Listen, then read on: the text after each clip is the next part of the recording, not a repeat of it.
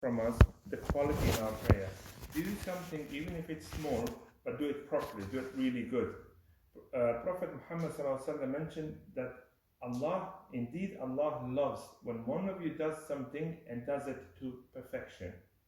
So what does that mean? If you want to study, you want to please Allah subhanahu wa ta'ala, and you want to be the best student in that field, then by you studying, even if it's chemistry, physics, PE, whatever you choose, if your intention is to please Allah subhanahu wa ta'ala, knowing that Allah loves that when you do something, you do it to perfection, you do it really good, then you will get the reward for just studying that.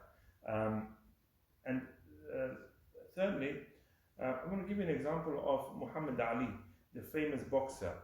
In one of the conferences, the journalist asked him, how come you're the best in the world? What would you be if you were, something else? He replied to them, he said, if I was a street cleaner, I would be the best street cleaner in the world. See, that was his reply, because his mentality is, I want to be the best. Now, whatever you choose to be the best, and that way you will reach the top, inshallah. But your intention of pleasing Allah through that effort, it will give you additional reward.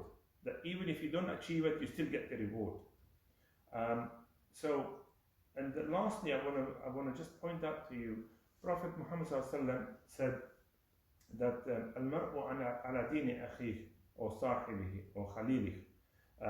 The Muslim or a man or a person is on the faith of his companion, meaning that if you hang around with people who are not with good manners, who are not on the deen, then you're going to be the same. Ultimately, you're going to be the same. If you're with somebody who likes using drugs, it's very unlikely that you're not going to fall into it. Very unlikely. Because first of all, if you're with that person, you're tolerating what they're doing. You're not doing anything about it. So it's just a question of time when you're going to do the same. So don't try to lie to yourself to say, oh, I'm here just for now, but I'm not really using it. You're going to end up using it sooner or later. It's inevitable. So the Prophet ﷺ's point here is that we are on the faith and the manners and everything that is our friends. So choose your friends wisely. If you read the book called Distracting Ourselves to Death, it's quite an interesting book. It talks about time management. One of the points it raises there in that book, it says that if you want to become something, you've seen a person, you want to become a scientist, you want to become a businessman, then you've got to behave like one. You've got to start acting like one until you become one. You've got to start acting like one. You can't expect somebody to adopt a lifestyle of a gangster and expect him to be a business person. It would never happen. It would never happen, because gangster lifestyle leads to something else. If you want to be a business person, a successful person, you have to start acting like one. But where does it all come from? It's all about asking yourself, are you prepared to sacrifice your short-term pleasures for long-term goals?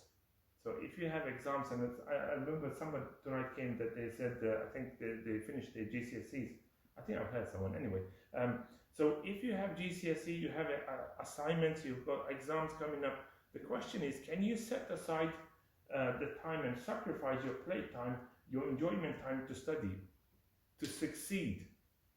Don't think for a second that a successful person you see in the world, take any football player, Ronaldo, Messi, anyone, they had talent. It doesn't mean that they don't like, hanging around and doing nothing and just enjoying.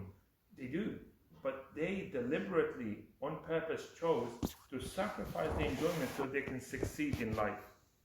So that is the ultimate challenge for all of us, myself included.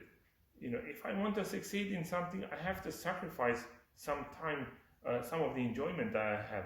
And lastly, I'll leave you with the hadith on the words of the Prophet ﷺ, who said, indeed, Allah loves that when a person does something and does it consistently, even if it's small. So, if you have a prayer that you say every morning, if you do it consistently, Allah, that is one of the dearest deeds to Allah because it's consistent. And if it happens that you fall ill, you can't do it, you still get the reward of that because you've been doing it so consistently. The illness prevented you from that. And it also teaches us something else, and I'm going to finish with this. It teaches us routines. Routines in life are essential.